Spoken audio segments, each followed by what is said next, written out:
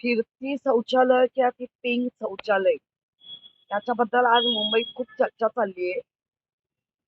आणि त्यामुळे त्या शौचालयांच्या बाबतीत जी माहिती मिळते ती प्रत्येक वॉर्डला, म्हणजे ए वॉर्डचं शौचालय, बृहन्मुंबई महानगरपालिका ए वॉर्ड, बृहन्मुंबई महानगरपालिका डी वॉर्ड, आणि जिथे लोकांचं जास्त येणं जाणं आहे, बाहेर पडण्याचं आणि जाण्याचं, त्या मोक्याच्या जागेवरती शौचालय ठेवली. पण जेव्हा चौकशी केली त्याच्यानंतर कळलं की त्या शौचालयाच्या म्हणजे ज्या जुन्या बसेस मॉडिफाय करून करण्यात आलेल्या आहेत.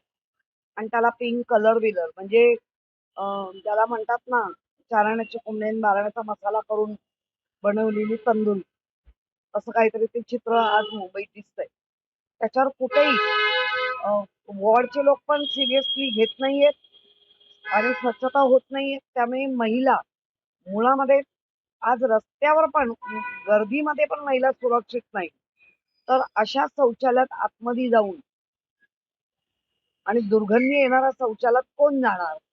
त्यामुळे त्याच्यावरती पुनर्विचार व्हावा, नीट करावा.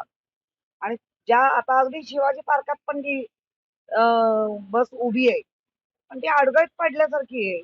त्यामुळे कुठल्या गोष्टीवर आपण अधिक खर्च करतोय हे महानगरपालिकेने पण ठरवलं पाहिजे.